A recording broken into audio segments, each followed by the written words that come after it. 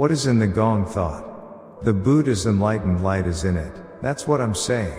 Today, on the first day of the month, as I make a wish come true on the written wish card, tears are streaming down. It entered so strongly. It means there is a person whose karma is a bit thick.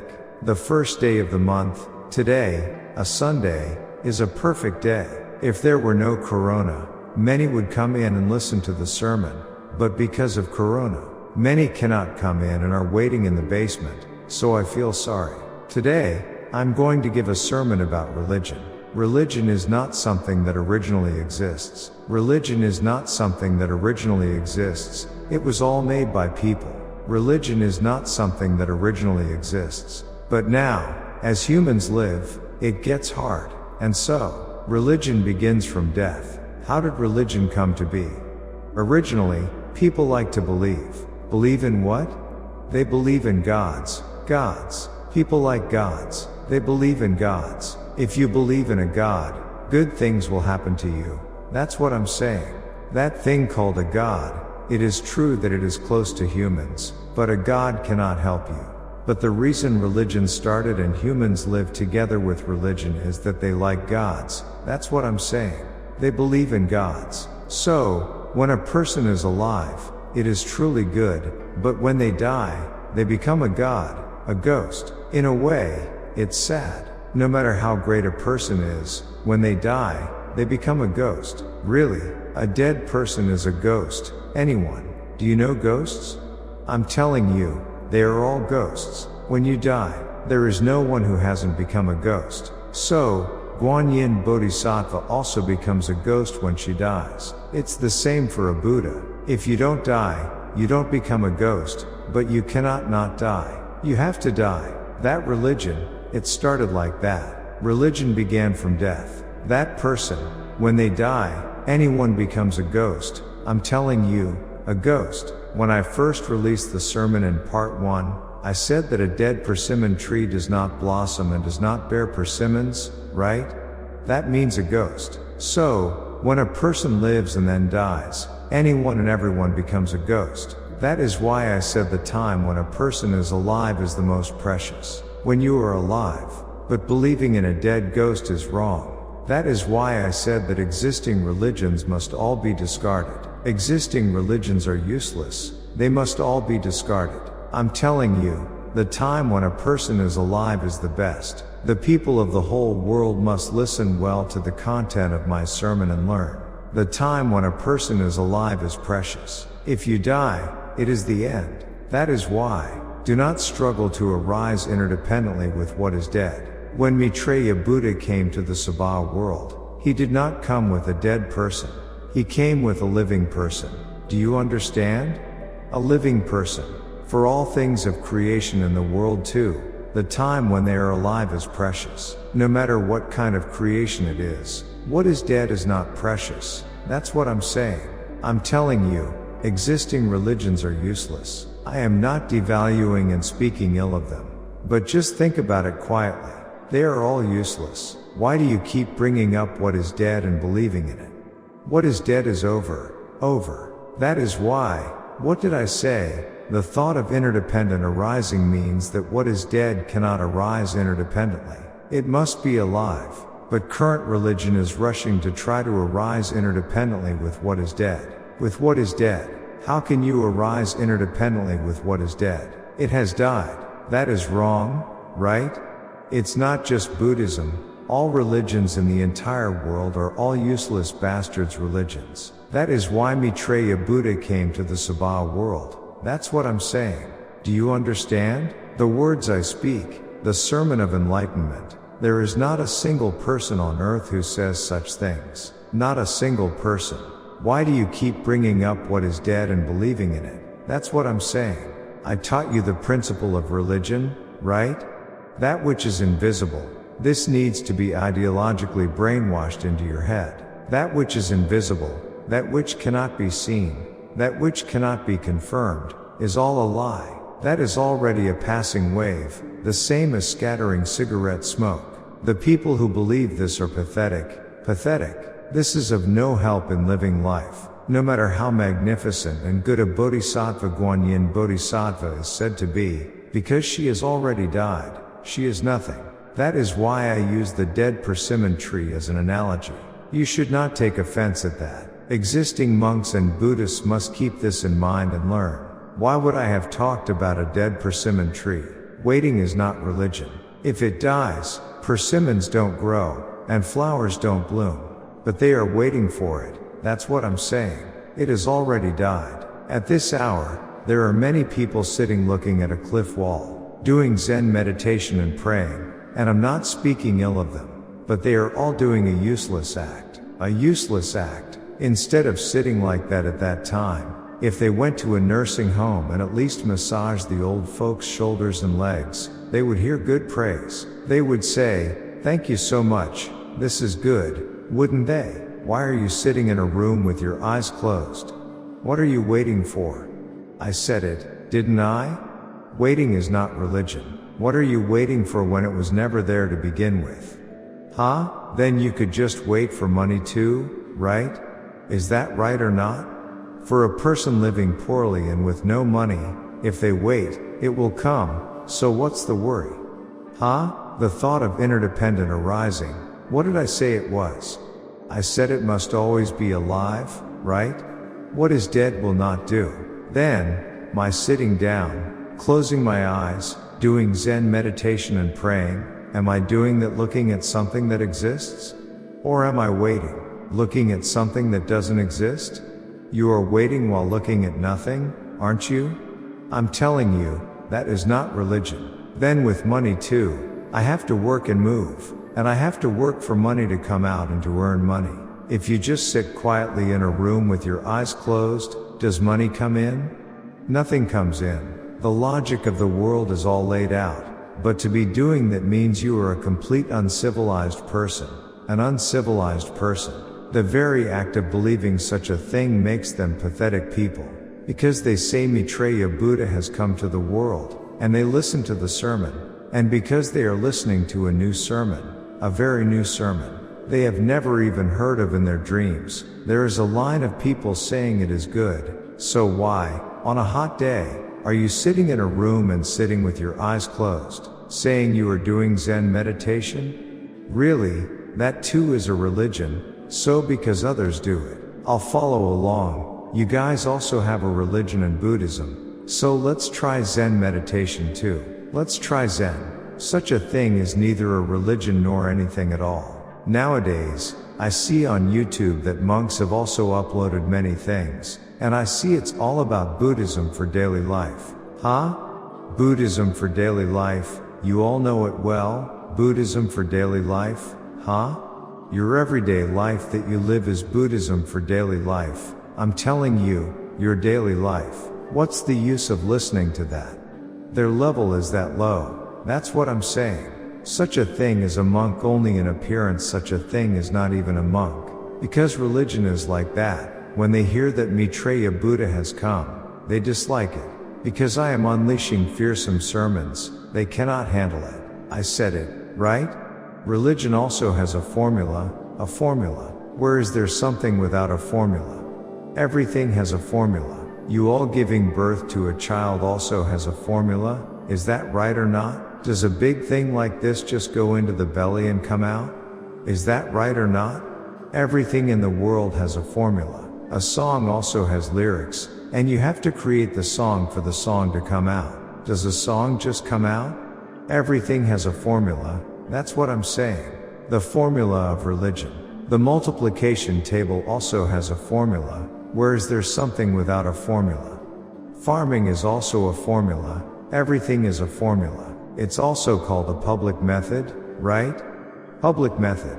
That formula exists for everything. It's the same for religion. Religion also has a formula, that's what I'm saying. Then sitting with your eyes closed is not a formula. Sitting and waiting for nothing. Zen is what Zen. We must do Zen meditation. Don't give me that Zen nonsense. Where did that come from? It's all a useless act. You must not be deluded by that. A human eating and living is also a formula, a formula. If you don't eat, you are set to die. What is the formula? That too is all the thought of interdependent arising. The formula two palms must strike for a sound to be made. It cannot be done with one, right? If you can't even understand this, you shouldn't eat. You don't even count as a person. Is that right or not? Two palms must collide for a sound to be made, right? It can't be done with one, right? But a person who is cloth-eared to this too, why do they eat and live? It's true, isn't it? Everything has a formula, that's what I'm saying. To try to live outside of this, that's why it is wrong, that's what I'm saying. Then how is it that the existing enlightenment learners are cloth-eared? That's what I'm saying. They are truly strange people. And the Buddhists who attend temples are also cloth-eared. They are completely immature people. For immature people, there is no samsara in the next life. No. A grain also must be fully ripe for it to sprout when planted. If it is immature, will it sprout? It ends with that, as it is not fully ripened. Is that right or not? I have talked about beans several times. A bean must also be ripe for it to sprout when planted. Try planting a raw, unripe bean and see if it sprouts. It just rots. It is the same for people.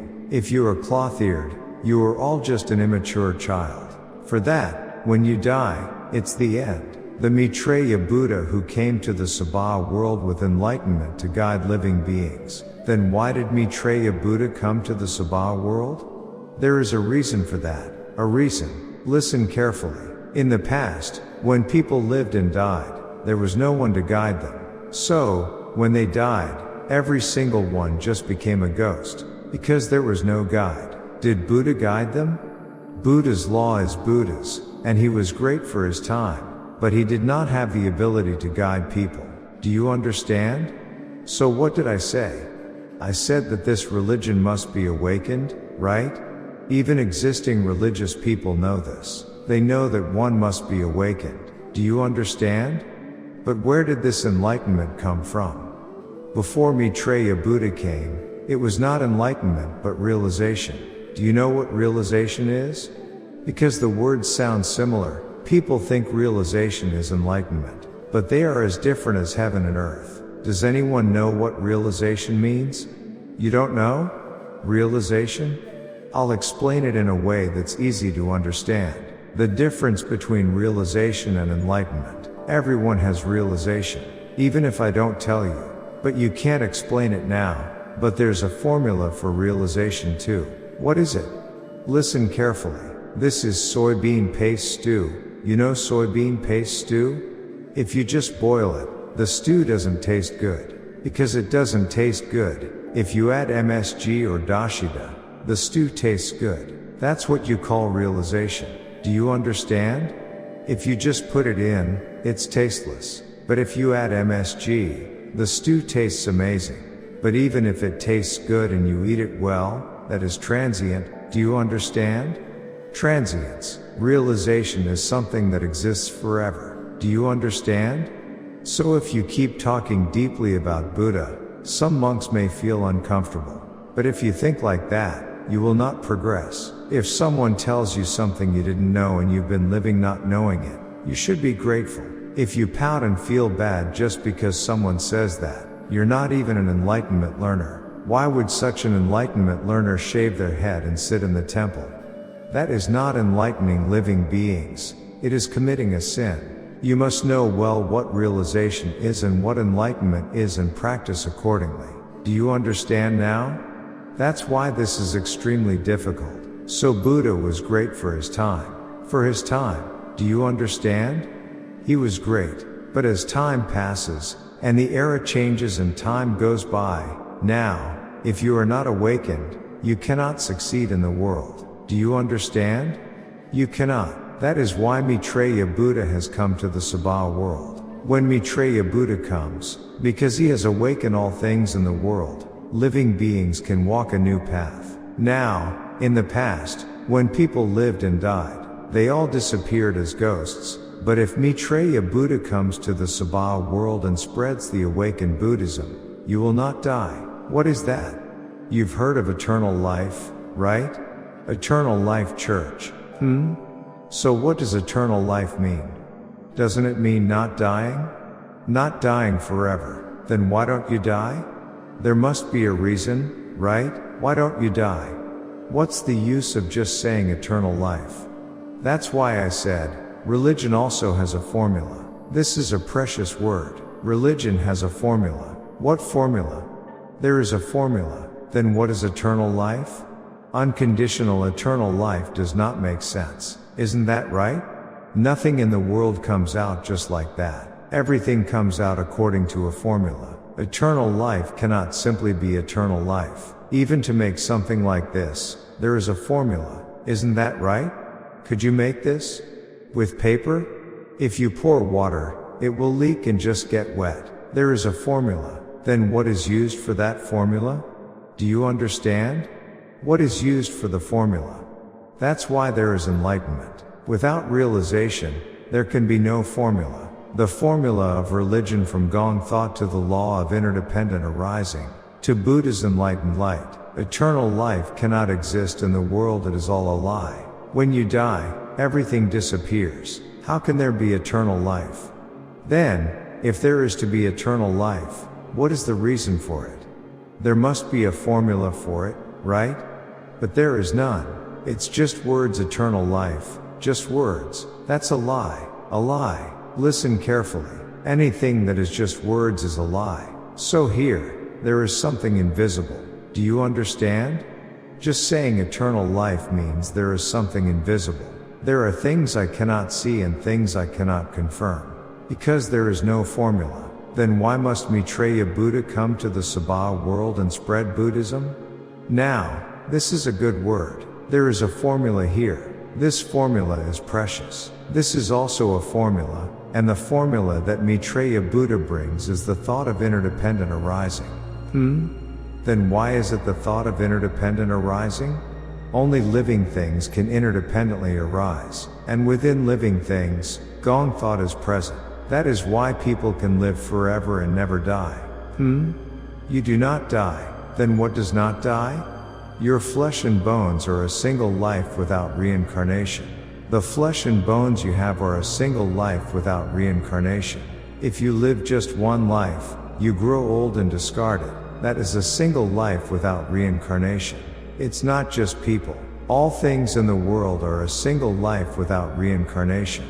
That's why flowers bloom, and when the time comes, they wither and disappear, right? All are a single life without reincarnation. Why is it a single life without reincarnation? Because they are living beings. Because they are living beings. So you must always start anew to be able to come again. Listen carefully. Then the dead cannot come again. Isn't that right? Only the living can come again. So if you say you have eternal life, with what do you have eternal life? So, in the Gong thought that Maitreya Buddha brings, Buddha's enlightened light is present. Because Buddha's enlightened light is present, you can always come again. Do you understand? What's the use of just saying eternal life? What can't you say with words? You could say you could live 1,000 years, never die. That's all a lie. So religion also has a formula. Formula, even if you have a lot of money, if you don't know the multiplication table, you can't calculate money. If you count this pile, and then count that pile, you'll forget the other and can't calculate. You must know the multiplication table to calculate money. Do you understand? This is called a formula. Everything in the world has a formula. What is the formula? The formula is the thought of interdependent arising. Do you understand? So if you just leave beans as beans, will they sprout? These days, it's hot, so try Zen meditation. Put a bean in front, do Zen meditation. Pray hard, and will the bean sprout? It's all a lie, those things. There is a formula. What is this formula?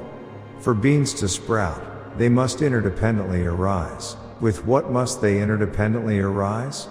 With soil. Beans must interdependently arise with soil to sprout. Then if a person lives and dies, with what must they interdependently arise?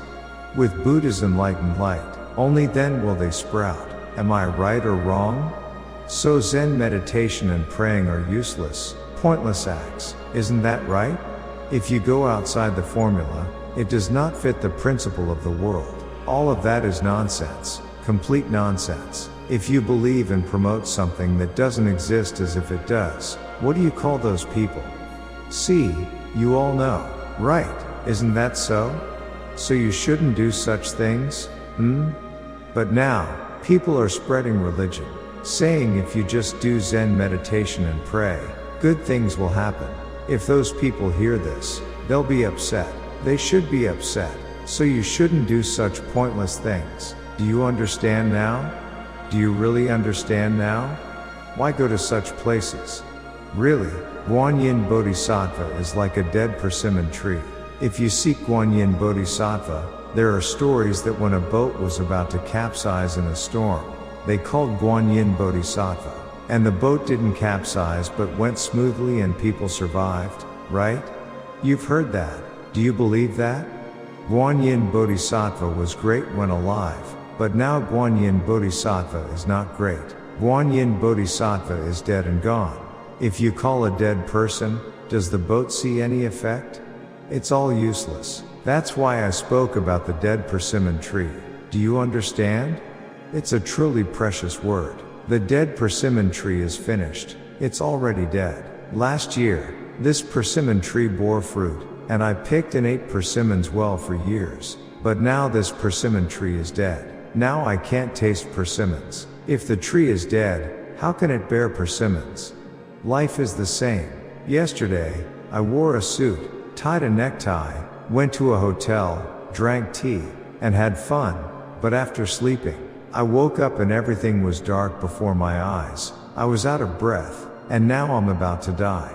But today I have to go to the hotel again. The dead cannot go to hotels. Can they go? What can a dead person do? If you listen well to what I say, it's all in there. The thought of interdependent arising cannot happen alone. There must always be a partner. And the dead cannot do it. It must always be alive. The formula is all there. And if you deny this, you don't even count as a person. Not even a person. Such people should not eat. That is why Maitreya Buddha has come to the Sabha world? Maitreya Buddha came to correct wrong Buddhism. Maitreya Buddha did not come to destroy existing Buddhism. Because it is wrong, he came to correct it. Did he come to disturb those who are practicing hard? That's not it, is it? So what do you use to enlighten living beings?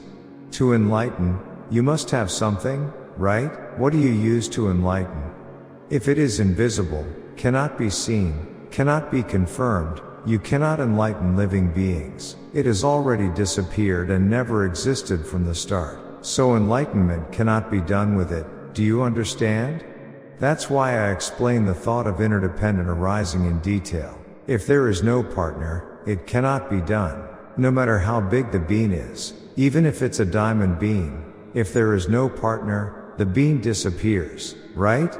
If you plant it in the ground, the bean sprouts in the soil. Try planting it in gravel. Will the bean sprout? The soil is alive, but gravel is dead. Isn't that right? So can beans and gravel interdependently arise? They can't, right? The people of White Temple are already at a high level. You know right away. They can't. It can't be done. So if you say something that cannot be done can be done, what do you call that? Right. You know well, people should not lie. So the partner must be something with which interdependent arising is possible. So why? Chanting the Buddha's name cannot interdependently arise with the dead. Can a person come back as a person through samsara? Can one return again through samsara? If the flesh and bones are old and discarded, you still have your precious soul, right? That soul, because it has no flesh and bones, cannot interdependently arise with anything else. Do you understand? Then what must be done? Since the flesh and bones are already dead, the human soul is just like Buddha's enlightened light. Your soul is made of light. Therefore, only when Buddha's enlightened light and the soul come together and interdependently arise can samsara happen. Do you understand now? I wasn't going to tell you this, but I've told you one thing. Do you get it now? But when a person dies, can the light of that soul interdependently arise with chanting the Buddha's name? What does chanting the Buddha's name mean? Chanting the Buddha's name is transient. It comes out as words and disappears, comes out as words and disappears. Isn't that transience?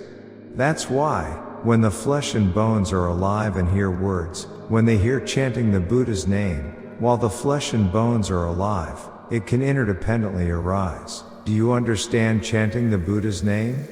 But when you die, chanting the Buddha's name and the soul cannot interdependently arise. Do you understand now? Why? Words are also objects. Do you understand? When I say good words come in and I feel good. When I say bad words, I don't feel good. Why is that? Words are also objects. That's what I'm saying. Words are objects. Words come out and disappear. But since I hear them and they are input, they become objects. Do you understand? So, while the flesh and bones are alive, chanting the Buddha's name can interdependently arise. But once the flesh and bones die, chanting the Buddha's name cannot interdependently arise. That's what I'm saying. So, when a person dies, only the light of the soul remains, and that light must interdependently arise with Maitreya Buddha's enlightened light in order to return to this world again. Do you understand now? If monks hear this and deny it, how should you evaluate that? Why? Does it just make you sigh? Do you understand now? That's why Maitreya Buddha didn't just come for no reason. Do you know how much enlightenment he has attained? I still have a long way to go before I can share everything. Even if you listen until your hair turns white and you die, you won't hear it all before you die. So, if you listen as much as you can until you die, what do you call that? If you just keep listening until you die, what do you call that? That's called a level. Level, do you understand? If I live for 20 more years, and you listen for 20 years, you accumulate 20 years of level. If you listen for 30 years, 30 years of level. Is it interesting? Should I stop? Is it interesting? You need to know at least that much to enlighten living beings. These days, it's hot, and in a couple of days it'll be the solstice. And if you sit in your room with your eyes closed, you get heat rash on your butt and your legs ache. Isn't that right? Then, who is that for? What do you call praying and meditating for yourself? Don't you know? If I pray and meditate for myself, it is transient. It's not interdependent arising. Isn't that right? It's transient, so that means it's useless, right? Even if you listen to those unremarkable teachings, why go to listen to unremarkable teachings? People who have nothing to do go to listen to unremarkable teachings. Why go to listen to unremarkable teachings? There are plenty of good things to hear even without that. If you go to Pagoda Park in Yonghwa 3 Ga, there are a lot of elderly gentlemen there, right? There, one elderly man tells stories of his life, and he tells them so well. That is thousands of times better than monks giving unremarkable teachings. People who have done big business, what do you call that? That's called a success story. Do you understand? Listening to those success stories is good. Why? If there is a beginning, there is an end. To live life, you have to know something. Those people have lived a lot of life, so their words are precious, and listening to them is truly good. Do you understand? If you go to the temple and listen to those nonsensical unremarkable teachings, what help is that? It's no help at all in living life. And if you go to a temple, there are many monks who act like kings of their country. Once, I went to a temple for some business, and the head monk opened the door and looked out, and his face looked rotten. How can someone who is learning the enlightenment have a face like that? If the outside is good, the inside is good. Do you understand? Why is the outside good? Because the inside is good, it shows on the outside. The monk's face was rotten. It was blackened. How can someone learning the enlightenment have a blackened, rotten face? I couldn't bear to look. I felt sorry. You learned a lot, right? Not every temple is really a temple. If there is something good, you should empty your mind, go and learn, and accept what is good. Why be so stubborn, insisting that your way is best? What will you do later? If you are stubborn, and learn the enlightenment alone, it's fine, right? If you die, what does it matter where you go? You're the one going. But what if you lead others that way? What will you do then? That's a big problem. If you lead people that way, it's a big problem, simply put. If you look at the Avatamsaka Sutra, it's all stories of gods and ghosts. Haven't you all seen the Avatamsaka Sutra? It's full of ghosts. Ghosts. I don't know why they wrote so much about ghosts, but they know a lot about ghosts. Isn't it amazing? Did Shakyamuni Buddha know so much about ghosts?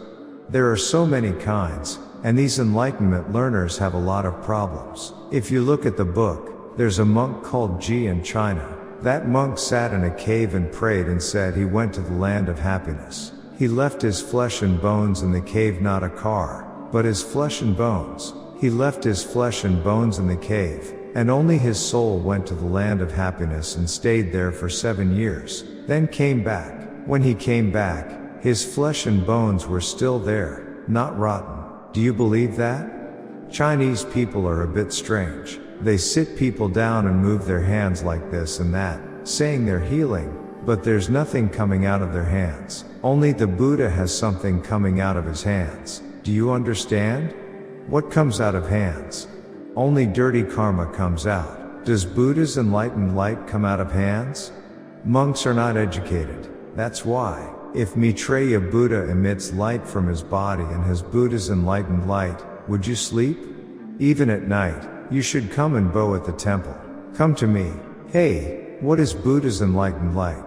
The most precious thing in the world is Buddha's enlightened light, on this earth. The most precious thing is Buddha's enlightened light. Only with that light can the soul of a dead human return to this world. But those people don't know what Buddha's enlightened light is. That's why they have no common sense about religion. The proof of Buddha Ushnisha and Ushnisha beads. What must you have to become a Buddha?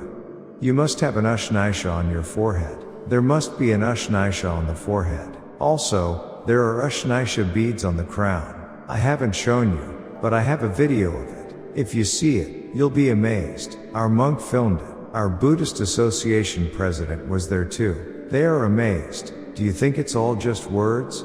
What can't be said with words? Words alone do not make a Buddha. Shall I say something correct? Shakyamuni Buddha has that on his forehead, right? The white hair mark. What is the white hair mark? The white hair mark is a white hair here. White hair. Do you understand? That's called the white hair mark. What does Maitreya Buddha have? Maitreya Buddha has the Ushnisha, not the white hair mark. Ushnisha. What is the Ushnisha? It's embedded here like a diamond. You've seen it, right? Take a good look. It's there. Since I've mentioned it, I'll explain everything. What is the Ushnisha? It must always be here. Do you understand? You can't take it out. You can't remove it. No one can. It's always there by nature. Shakyamuni Buddha's white hair mark is hair. Do you know what hair means? Hair. If you've listened to the sermon several times, you'd know. It came up again today. Shakyamuni's white hair mark is a living being. Hair is a living being. Do you understand? Why is it a living being? Come on, answer properly. Why is hair a living being? If you cut it, it's cut. If you pull it, it comes out, right? That's why it's called a living being. If you pull it, it disappears, right? That's a living being. Do you understand? That's why it's not a mark. So, while the Buddha is great and precious, he is not an awakened Buddha. Why? The white hair mark should not be pulled out. It should be inside the head. Do you understand? What does that mean? Even if you learn Buddhism and awaken to all things, if you learn and awaken, it is not true enlightenment. Do you understand? The Buddha originally came enlightened, not by learning from someone else. Do you understand? You came as living beings, so you learn enlightenment from the Buddha, but the Buddha came already enlightened, so he is originally a Buddha. Do you understand? So when you meet the Buddha, you learn enlightenment, right? Then, because you and the Buddha interdependently arise, you achieve samsara. You do not die. That is called immortality. Do you understand? That is called immortality. Do you understand? Only when you and the Buddha interdependently arise is that called immortality. Right. If you just look up at the sky and say immortality with words, what is immortality? It's all lies, lies. If you look inside all the religions in the world, all the gods and spirits are lies and don't fit the principle. Even if you believe, it's all transient and all useless religion. Do you understand now? You have to turn everything upside down and dissect it to the root. Dissect it. How can you know by just looking at the surface? You can't know by just looking at the surface. So you have to pull it up by the root and dissect it thoroughly to see what's inside. You have to remove all the cancerous lumps. If you look at existing religions, they all have cancerous lumps inside. There's none without it. They all have it. If it's Tibetan religion, it's the Dalai Lama. These monks really like and cherish the Dalai Lama. In my view, he's nothing special. He's just like you. The Dalai Lama is just like you. He doesn't know anything. Why? He has no vision of his own. You believe in Shakyamuni, believe in the Buddha, pray hard, and if you work hard, you believe that in your next life you can be reborn. That's why you bow, right? Such a religion is not even a religion. It's a rotten religion. They just stick things together with no basis. Do you understand for sure now? No matter how much a bean interdependently arises with soil, if you bury it in the shade, without the light of the sun, that bean cannot become a bean. Only by receiving the Buddha's enlightened light of the sun does the bean bear fruit. Try planting it in the soil and leaving it in the shade. Does it become a bean?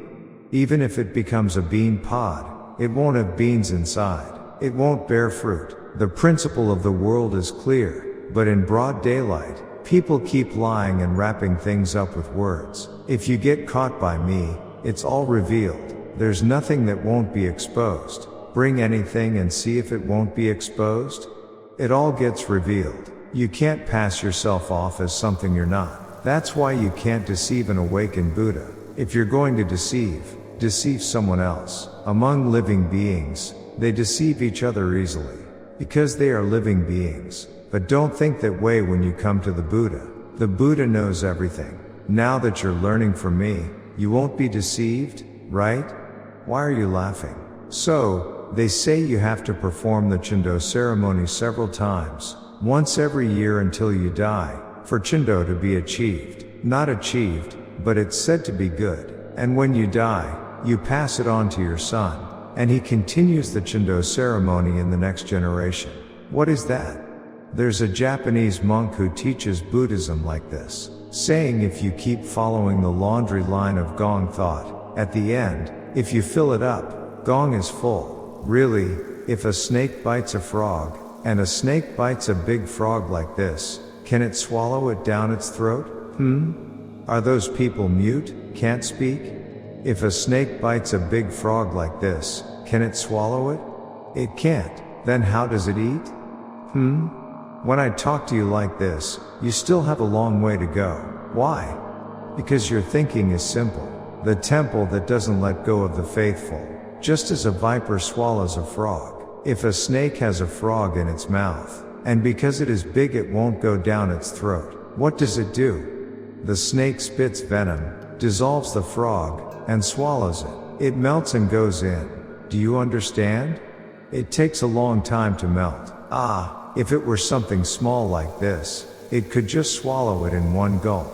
But trying to swallow a fellow like this, it has to eat it but it won't go down the throat. When a snake eats a frog, the snake shoots venom, dissolves the frog, and eats it. That's what I'm saying.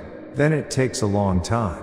The people at temples who tell you to hold a Chindo ceremony every year are holding on just like a snake holding a frog. That is the meaning. How about it?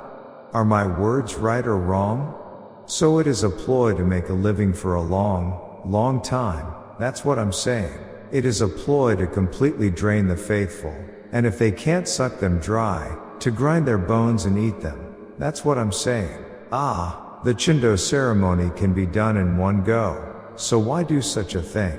Then, for a bean too, you would have to plant it, dig it out of the soil, set it aside, and then plant it again. You'd have to keep doing this for it to become a bean? Lately, I went outside and saw that the rice planting is all finished. When farmers plant rice seedlings, they plant them to harvest in the fall, right? But if you farm in the way they do the Chindo ceremony, you would have to plant the seedlings, pull them out, set them aside, then plant them again, pull them out and set them aside, and plant them again. You'd have to do this until fall. What do people who attend such places call a person like that? What do they call them? They have no insight? They are terribly stupid. In a word, to be attending such a place, I mean, really, how can you live your life like that? If you try it once and it's not right, you should cut ties. Why do you go to such a place? They are all telling lies. Even if you earn money like that, when you die, it disappears. It is extinguished. Do you understand? When you die, it is extinguished. From now on, as this sermon, this enlightened sermon, continues to come out, you all will be amazed. Do you know how much I have in here? In my head is the enlightenment to be able to swallow the entire earth. To be able to swallow the entire earth. So you must always listen to and learn these things. You all must not go to such places. Even if they say let's go, you must just not even look back at such a place. The path I must take, the path I have to go. Should I see this with my eyes and go? Or go without seeing? You must see it and go, right? That is the path of life, That is it. But if you go without seeing, do you know where you are going? My goodness, does it make sense to attend such a place? Think about it, That is why I said a dead persimmon tree does not bear persimmons. It doesn't blossom either. And no matter how magnificent and precious a Bodhisattva Guanyin Bodhisattva is said to be, because she has died, she is nothing. At the end of every sentence, whether sitting or standing, they kept chanting Guanyin Bodhisattva, that strange-looking person, right? Why are you laughing? There is one, that strange-looking person. Why do they keep calling a dead person? It's touching a dead person's body. Why do they keep calling a dead person? It's not that the human being itself is bad, but that when one dies, there is nothing. That is the meaning. That is why Shakyamuni Buddha too, when he was alive, was precious and left good achievements. But because he has already left the world, calling the Buddha's name yields nothing. That's what I'm saying. Nothing comes, no spiritual power. So, a person must be enlightened to be able to live one lifetime well and then go, right? They earn money well too. A person who has enlightenment. That is why, you must be enlightened to live well. There is a saying from the old days, a proverb. It said that a person with a large build and great strength cannot live well. Their life is arduous. Because they are strong and work well, it seems like they would live well, right? They can't live well. That is why among strong people, there are none who live as rich people. From the old days, if you look at the people who lived as rich people with a fortune of 10,000 sok, those with a fortune of 1,000, 10,000 sok, it was the small people, short in stature, with no strength, small enough to be blown away by the wind, who lived as rich people. That's what I'm saying. Why is that? Because those people have no strength. Their minds are good. Do you understand? A person must be enlightened to be able to succeed in life. If you are not enlightened, you cannot succeed. And if someone else does it, it's fake. And if someone else does it, it's all bad. And if I do it, even a fake is good. Good like the real thing. That is life. And that is a human's bad habit. So when they say the enlightened, precious Yonghwa Maitreya Buddha has come to the world, they call him a fake. I'm telling you, I have thought about it in various ways and endured it. When it comes to the Chindo ceremony, the Buddha is number one on earth. I'm telling you, he is the best on earth. So, all people die when they get old. Don't you die? They say you become a ghost, right? Anyone, if I perform the Chindo ceremony, I do it right away, in an instant. Do you understand? Because the Buddha is precious, left many achievements, and is a precious being. I think of him as precious. So of course, when I do a Chindo ceremony, I do it right away. Such a trivial thing. My spiritual power is that high. Do you understand? When you die, even the ghost can be extinguished. What's the use of being the president of a large conglomerate? Do you serve as the president of a large conglomerate after you die, too? I'm telling you, when you die, it's the end. No matter how outstanding, smart, and how much you boast, you are nothing but a living being, a living being. When you die, it all disappears. Even the traces disappear. The traces. It would be better to be good at chanting the Buddha's name, make a tape, and play that chanting every day. Then people will say, that person is truly good at chanting the Buddha's name. They would at least talk about that person for a long time. When monks die, is there anyone who looks for them or talks about them? It's over when you die. The monks of existing temples, there are monks who learned the enlightenment well and then left the world, right? There is a person who went to a good place. I won't say the name. I won't, but there is a good place. Such people learn the enlightenment well. The learning the enlightenment. There is a monk who did not slander others, did not have bad thoughts, and learned the enlightenment very well. That person is in a considerably good place in the Yonghwa world. A good place. I won't say the name. But these people who come on television and keep chattering on, making a fuss about giving a sermon, not a single one is left. They have all disappeared and are gone. A living being is what you call a person who at least exists as a ghost after death. Huh? I'm telling you, you have to at least exist as a ghost after death to be called a living being. But if you disappear without even a ghost, you don't even become a ghost. You can't even become a ghost. So if it becomes like that, there is no reward for having come and gone. Because you have been extinguished. I'm telling you, you must come to your senses. I know just by looking. I know just by looking. If I face a dead person here, I know just by looking, on the spot. It doesn't even take a second. I know just by looking because it's visible. A person has to live well, right? You have to live well, and try doing a good deed too. You just have to live well, huh? And come to White Temple and listen to a sermon if you go out and play at this hour. Your body and mind might be comfortable, but coming to White Temple, meeting the Buddha, listening to a good sermon, learning a good enlightenment, and receiving the Buddha's enlightened light, how good is that, right? What is life? To be reincarnated in a better form, that is enlightenment. Everyone, this life is the last. You can't come with that same face next time. Is that right or not?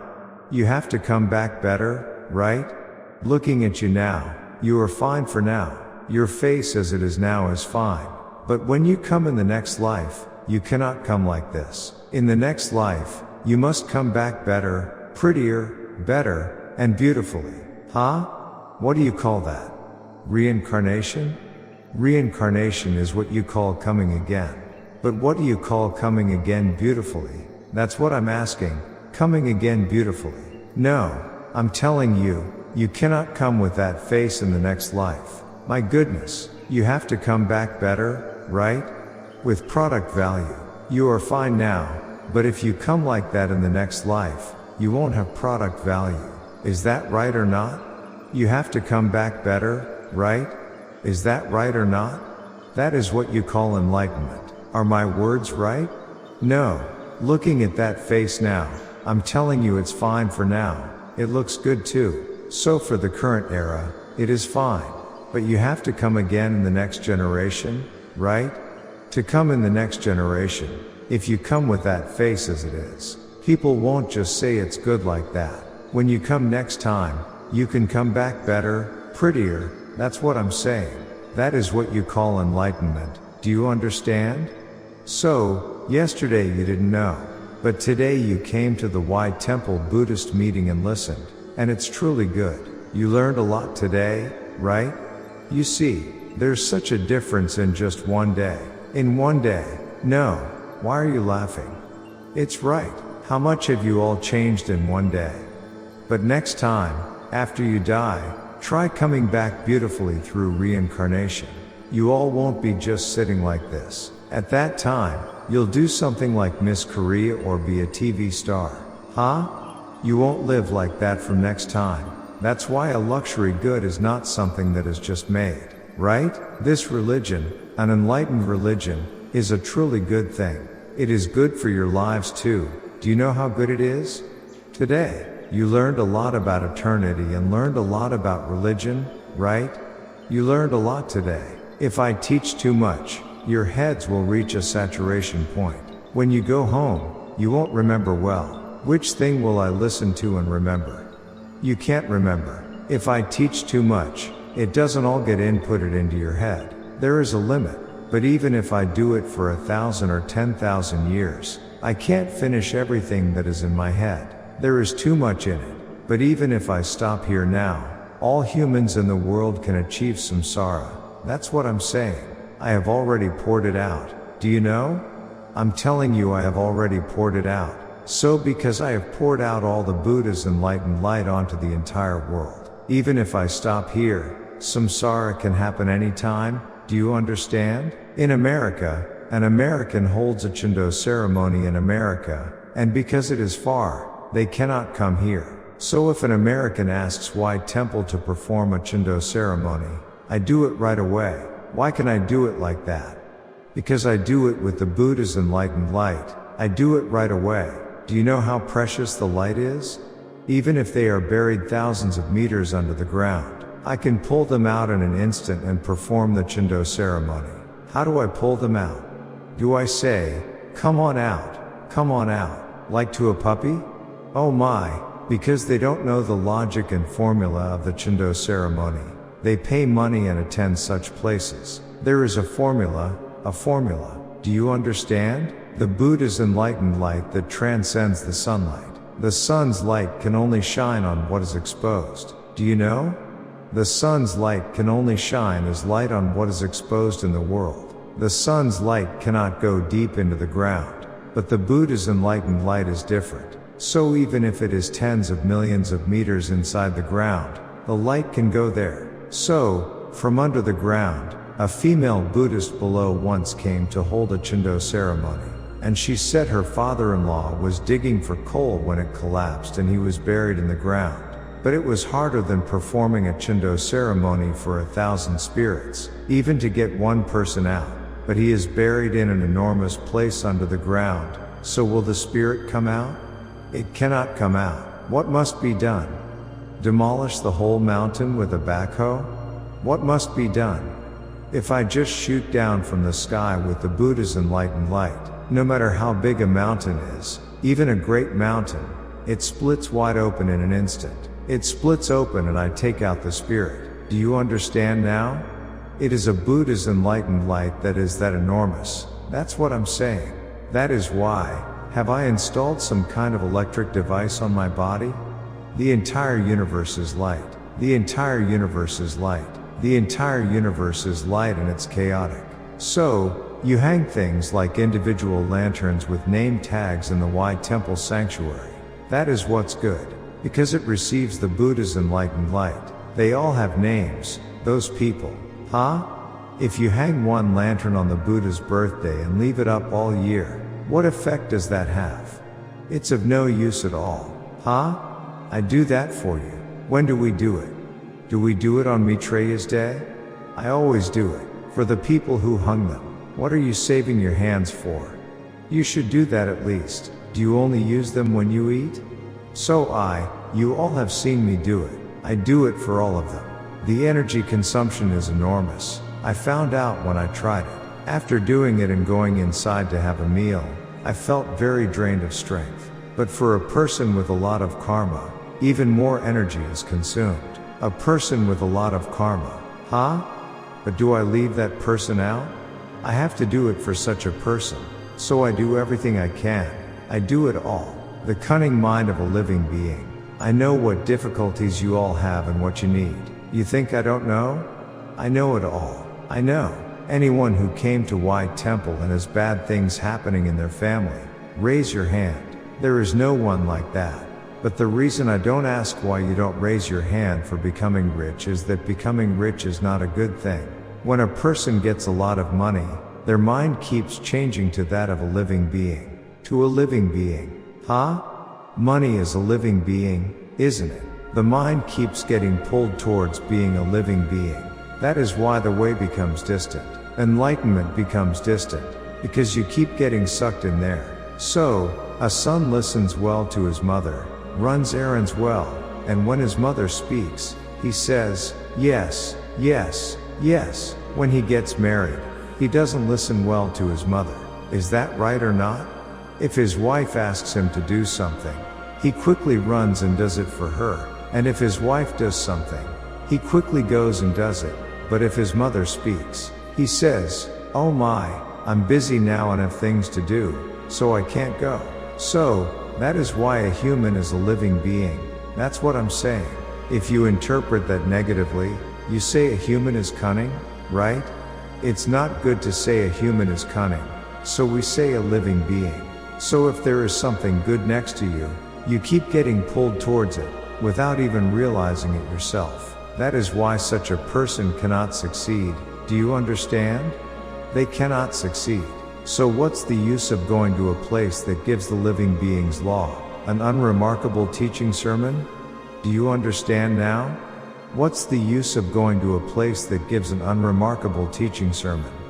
If you listen to that trivial thing, there is nothing to listen to. The level is low. In a word, you all have now listened here at White Temple several times, right? Will you go listen to a sermon at another temple now? The level is low, isn't it now? You can't listen if you go and sit there. I'm telling you to try listening. You can't. You can't listen. So, a person is that well developed, a human, right away. So I'm telling you, anyone can do it. There is no one who can't. Everyone can. So you too can attain Buddhahood anytime and go to the Yonghwa world. The other day, I took your astral bodies. The astral body is the soul. The soul. I took all of your souls and went there and came back once, the other day. The Yonghwa world. In your heads, the astral body is all recognized. That, next time, now, after you die, you go to the Yonghwa world. I came first and looked, and everything is here. I see it's here now that I've come. You'll say that, won't you now? Ah, I saw this too before I left. I'm telling you, you'll say that. The new people, there are some who haven't gone, right? Do you know how good it is? When you go there and come back, all the bad things in your head disappear. Only good things come in. It is because you all do not know well. Don't you feel that your head is clear and things like that? It is breathtakingly good. You want to go again? You have to get a date and go. A person who doesn't listen and is disliked, I'll leave them there and not bring them back. I won't bring their astral body. I'll just leave it there and come back. The enlightened one can choose between the Yonghwa world and reincarnation in the Sabha world. Do you know how good it is? When you go and come back, the head is extremely clear. It's so good, because you come back after being completely washed. So, a person who likes the Sabha world and for whom this Sabha world is truly good can receive samsara again and come live here. And oh my, no matter how good it is, you have to die again. And once you come you have to die again. So if I don't want to suffer that, I would rather go live in the Yonghwa world by attaining Buddhahood. Then you can just go, everyone. I'm telling you, you can go even if I don't send you. Do you understand? In your mind, I have now received enlightenment and teachings, and I have also received the Buddha's enlightened light. So now in my next life, I must go and live in the Yonghwa world. I don't want to live in the Sabha world. If you think that, you all can go. You can go without a doubt. What is your mind? The mind. How do you know so well? It's truly amazing. The mind is the gone thought. That is why if I think it in my mind, that's where I go. Do you understand?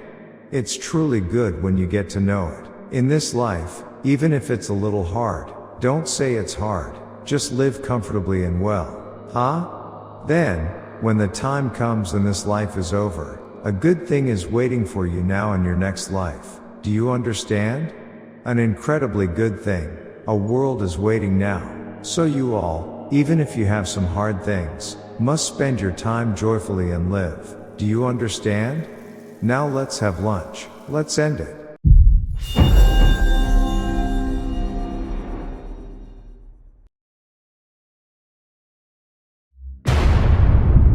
the law of all things in the universe, the Gong thought. The teachings of Yonghwa Maitreya Buddha, the founder of the Gong thought.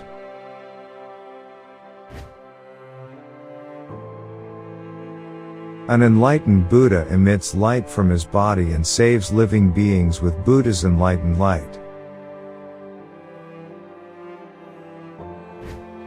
The light of the sun that creates all things is Buddha's enlightened light. And only the Buddha's enlightened light of an enlightened Buddha can make humans reincarnate. The Buddha's enlightened light of the living Buddha. That is precisely the Gong thought.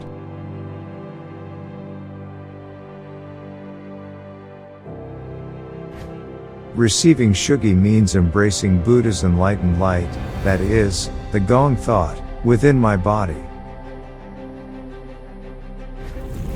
After death, there is no samsara, only everything becomes extinct.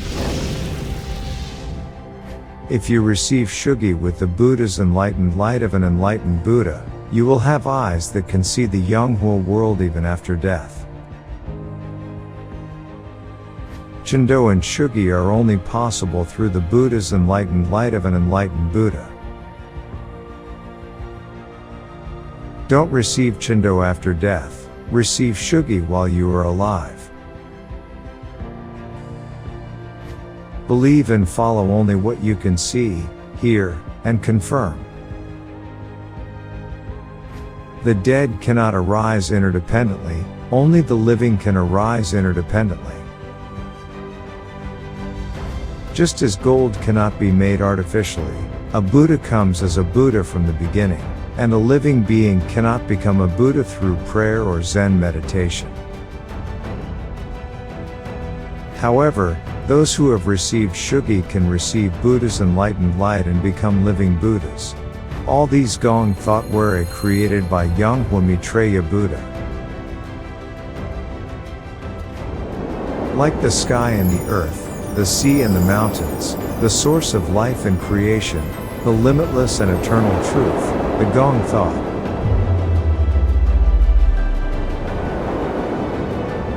See, hear, and meet Yonghwa Maitreya Buddha's Gong thought directly every Sunday at Yonghwasa Temple in Surazan Mountain, Anyang.